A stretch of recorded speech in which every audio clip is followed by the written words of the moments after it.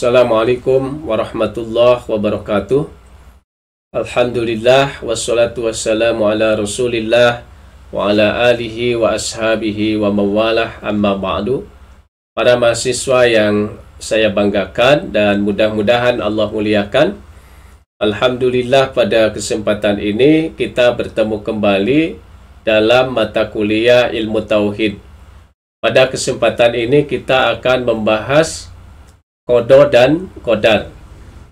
Sebelumnya kita sudah membahas perbuatan Allah dan hukumnya. Nah, qada dan qadar ini sangat erat dengan perbuatan Allah dan juga perbuatan manusia yang pada hakikatnya merupakan perbuatan Allah juga. Pertama, kita ketahui apa itu qada dan qadar.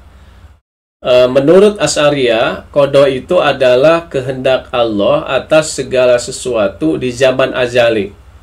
Zaman azali itu zaman yang tidak diketahui permulaannya dan tidak ada ukuran waktu.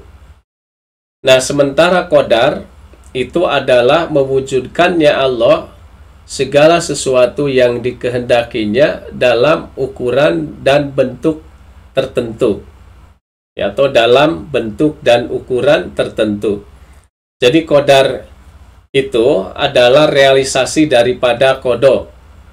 Nah, kalau diumpamakan misalnya mahasiswa berkehendak untuk kerja kelompok di sore hari misalnya. Nah, kehendak untuk kerja kelompok di sore hari itu adalah qada. Nah, kemudian di sore hari itu terjadi kerja kelompok atau terrealisasi kerja kelompok.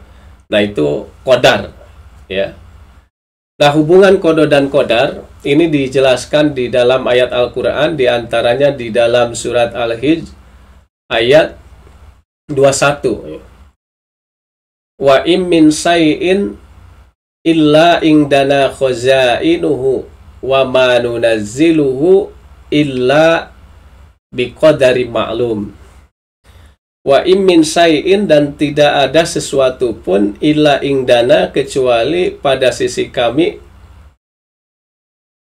khazainuhu, hazanahnya. Nah, hazanahnya ini adalah qada. Wa ma nunazziluhu illa biqadari ma'lum, dan tidaklah kami menurunkannya kecuali dengan ukuran tertentu. Nah, menurunkannya dengan ukuran tertentu itu adalah qadar, gitu. Nah, atau di dalam surat Al-Hadid, ya, ayat 22, ma asoba mim musibatin fil ardi wala fi anfusikum illa fi kitabim min qabli an nabra'aha. Nah, ma asoba mim musibatin fil ardi, tidak ada satu musibah yang terjadi di bumi, wala fi anfusikum, dan tidak juga pada diri kalian, illa fi kitabim. Nah, kecuali sudah tertulis di Lauh Mahfud. Nah, tertulis di Lauh Mahfud itu adalah qada. Nah, min qabli an nabra'aha, sebelum kami menciptakannya. Nah, kami menciptakannya itu adalah qadar, gitu. Nah, jadi jelas ya bahwa qadar itu adalah realisasi dari qada, ya, realisasi dari kehendak Allah di alam azali. Nah, oleh karena itu qada itu masih bisa berubah, ya. Tapi ingat, ini berubah, bukan dirubah. Nah, yang tidak bisa berubah itu adalah qadar karena sudah terjadi. Nah, sementara qada itu kan baru kehendak, itu belum terjadi. Nah, oleh karena itu jangan menyerah terhadap qada, karena tidak ada yang tahu qada, gitu. Jadi kita tidak tahu qada, yang tahu itu qadar, gitu, yang sudah terjadi. Wa ma tadri nafsum madza taksibu goda, kan begitu. Jadi tidak ada satu orang pun yang mengetahui apa yang akan diperolehnya hari besok. Ya, artinya apa yang akan terjadi, ya, perbuatan Allah pada dirinya hari besok itu tidak diketahui begitu. Wa ma tadri nafsum bi ayyi ardin tamut, dan juga tidak ada seorang pun yang mengetahui bahwa di tanah mana dia akan meninggal gitu. Nah itu, jadi tidak ada yang mengetahui qada ya. Jadi sekali lagi tidak boleh menyerah terhadap qada. Ya, kita harus berusaha semaksimal mungkin ya, dengan harapan qadar ya yang terjadi pada diri kita itu adalah qadar yang baik. Nah, kalau kehendak itu berubah sebelum terrealisasi, itu namanya qada mu'allaq ya. Jadi qada mu'allaq itu qada yang tergantung, mu'allaq itu pada usaha manusia. Artinya dengan usaha-usaha tertentu yang dilakukan manusia, qada itu berubah ya pada tataran qadarnya ya, pada realisasinya.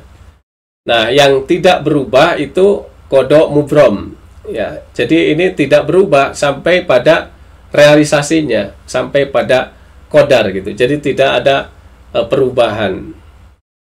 Jadi misalnya begini,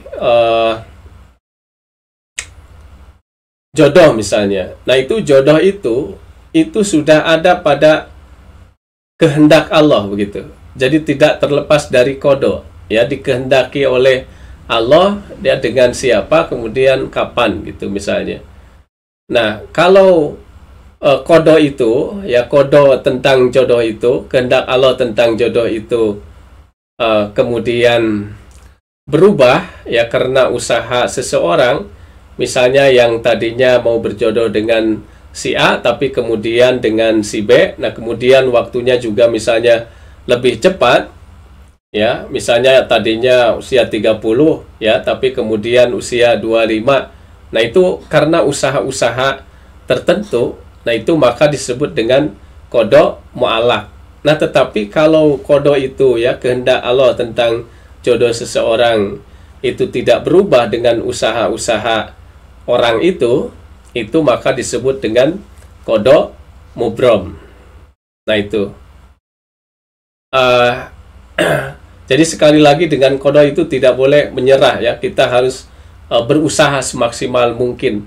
Nah, baru kalau qadar ya, itu kita harus pasrah begitu ya, harus menyerah, artinya pasrah kepada Allah. Ini yang disebut ridho ya, karena setelah tawakal gitu, setelah berusaha semaksimal mungkin, nah apa yang terjadi ini kita terima ya, kita serahkan kepada Allah. Nah, tetapi juga dengan terus berusaha ya, siapa tahu ada kemudian qadar-qadar yang baik begitu terjadi pada diri kita. Nah, itu sekilas ya tentang qada dan qadar. Nah, kalau kita perhatikan, qada dan qadar ini merupakan perbuatan Allah ya, perbuatan Allah. Hanya bedanya kalau qada itu berada pada tahap pengetahuan dan kehendak Allah. Nah, sementara qadar itu pada tahap realisasi ya, dengan kekuasaan Allah sesuai pengetahuan dan kehendaknya. Nah, kemudian pada kesempatan ini saya juga ingin menyampaikan bahwa perlu kita yakini bahwa semua ketetapan ya atau qadar yang terjadi pada diri kita itu adalah qadar Allah gitu. Baik yang baik ya maupun yang buruk. Jadi jangan seperti qadariyah begitu, yang meyakini bahwa yang baik itu dari Allah, sementara yang buruk itu dari manusia gitu. Jadi menetapkan qadar pada manusia. Nah, oleh karena itu disebut dengan qadariyah. Dan di dalam hadis itu disebut dengan majusi ya. Awal qadariyatu majusu hadhil ummah, dan qadariyah itu majusi umat ini gitu. Ya. Wal qadariyatu majusu hadhil ummah. In maradu, apabila mereka sakit ya, fala ta'udzuhum, janganlah engkau tengok, wa in matu fala tashaduhum, yaitu di dalam hadis yang diriwayatkan oleh Abu Dawud. Nah, al-qadariyatu majusu hadil ummah itu tasbih balik. Jadi artinya Qadariyah diserupakan dengan Majusi karena ada kesamaan begitu. Ya. Kalau Qadariyah itu meyakini bahwa yang baik dari Allah, yang buruk dari manusia. Nah, kalau Majusi itu meyakini bahwa yang baik itu dari cahaya, nah sementara yang buruk itu dari kegelapan. Nah, itu keyakinan ya yang harus kita hindari ya, keyakinan bahwa yang baik dari Allah, yang buruk dari manusia. Yang benar itu adalah baik yang qadar yang baik maupun yang buruk itu semuanya dari Allah. Wabil qadari khairihi wasarrihi. Nah, itu saja mungkin yang bisa saya sampaikan mengenai qada dan qadar ini. Mudah-mudahan bermanfaat. Mohon maaf kalau ada kesalahan. Wabillahi taufiq wal hidayah. Wassalamualaikum warahmatullahi wabarakatuh.